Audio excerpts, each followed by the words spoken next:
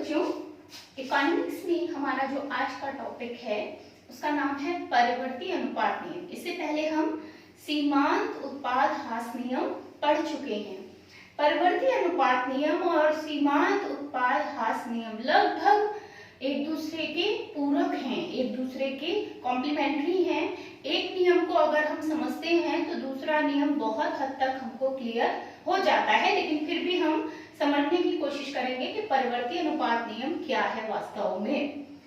परिवर्ती अनुपात नियम को समझने के लिए सबसे पहले बात करते हैं कारक अनुपात संकल्पना की, कि एक हाइपोथेसिस क्या होती है।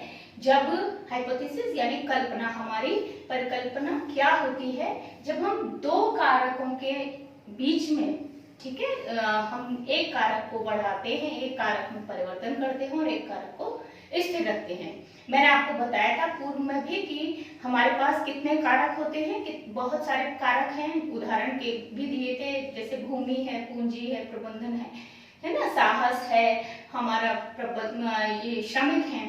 तो ये सब जो हमारे कारक हैं, इसके अलावा कच्चा माल है, आपका जो मशीनें हैं, बहुत सारी चीजें हैं जो प्रबंधन में ही आ जाती हैं। खैर, तो ये जो सारी चीजें हैं, कारक हैं हमारे, इन सभी कारकों में से जिन दो कारकों की हम मुख्यतः बात करते हैं वो है हमारा पूंजी और श्रम।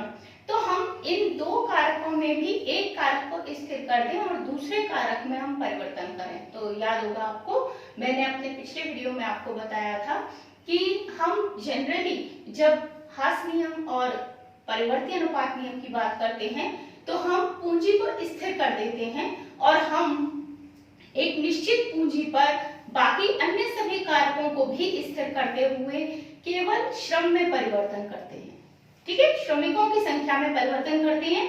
अगर श्रम में हम परिवर्तन करें तो क्या क्या होगा, वो हमारा परिवर्ती अनुपात नियम में समझ में आती हैं चीजें, और वही एक जो सिद्धांत बनता है, एक नियम बनता है, उसे हम परिवर्ती अनुपात नियम कहते हैं। तो कारक अनुपात संकल्पना क्या कहती है? वो कहती है कि जब निर्गत उत्पाद की मात्रा में हम वृद्धि करना चाहते हैं लेकिन हम सभी कारकों को क्या रख रहे हैं? स्थिर। आपने देखा था ह्रासमान जो नियम था, सीमांत उत्पाद ह्रासमान नियम, ठीक है, उसमें भी हमने अपने सभी कारक जो थे उनको स्थिर रखा था। उसमें प्रतिबंध था कि अन्य सभी कारक हमारे स्थिर रहेंगे, केवल एक कारक को छोड़कर। यहाँ भी हमारा ये सिद्धांत में भी काम करेगा ये प्रतिबंध, कि जब निर्गत उत्पाद की मात्रा में वृद्धि करने के लिए हम दो कारकों को संयोजित करते हैं तो उनके बीच जो अनुपात होगा उसे हम कारक अनुपात संकल्पना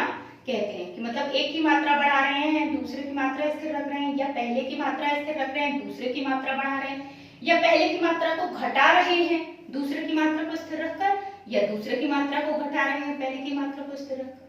ठीक है, अगर दोनों की मात्राओं को स्थिर रख दिया जाए तो जो उत्पाद की मात्रा हमको प्राप्त होगी वो बिल्कुल स्थिर ही प्राप्त होगी, उसमें कोई चेंज आएगा ही नहीं, जब तक कि हम इन दोनों में से किसी एक में कोई चेंज न करें।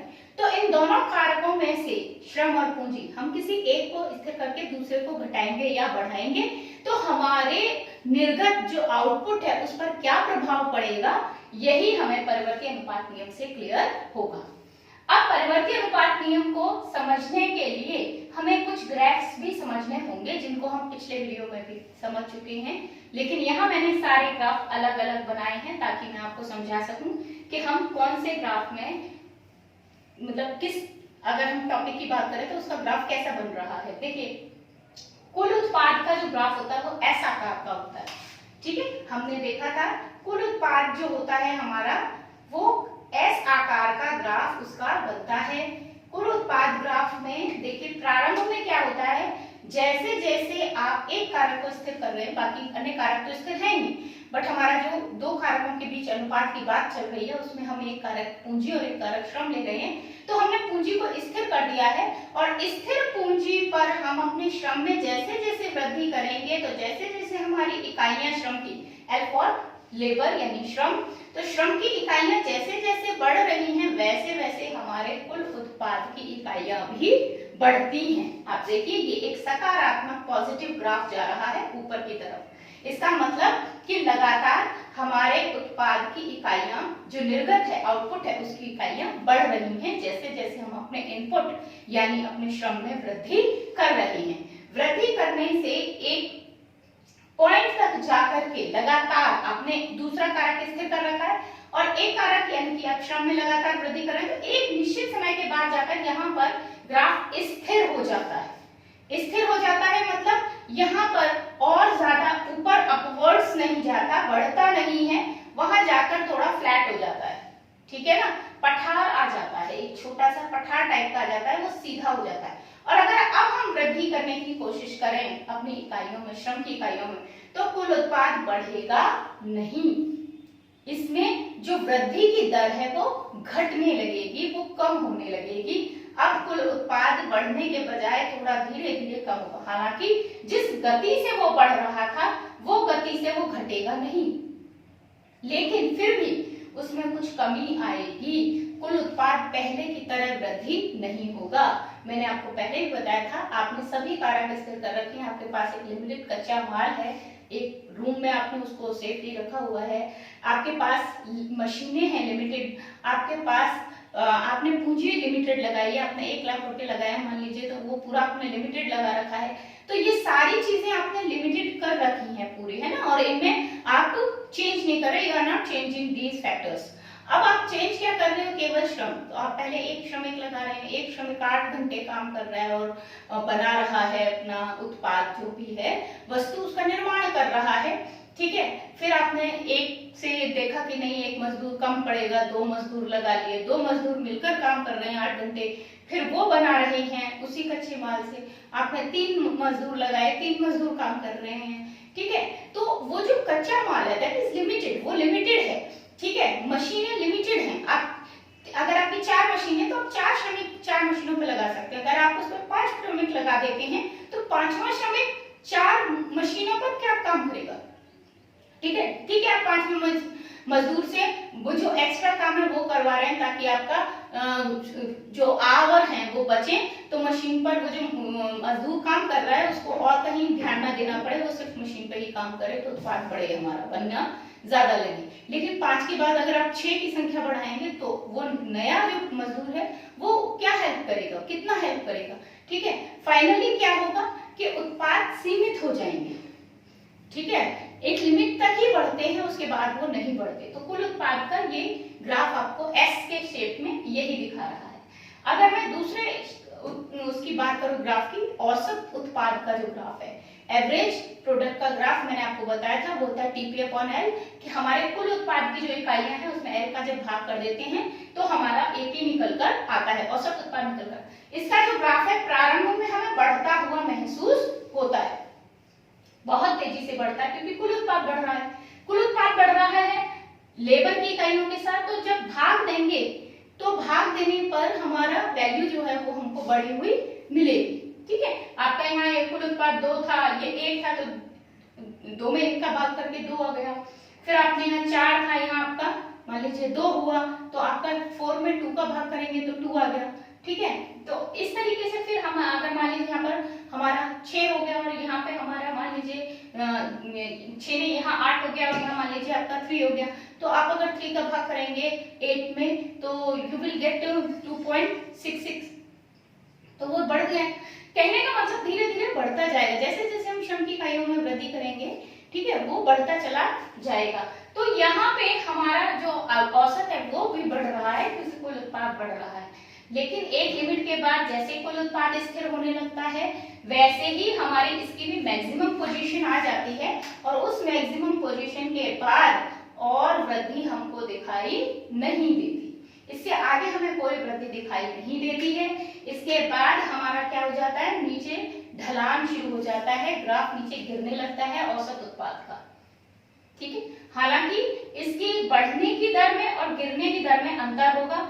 यहाँ जो पोर्शन आपको दिख रहा है ये पोर्शन और ये पोर्शन बराबर नहीं है, इसीलिए वृद्धि की दर ज्यादा होती है और घटने की दर जो होती है वो कम होती है।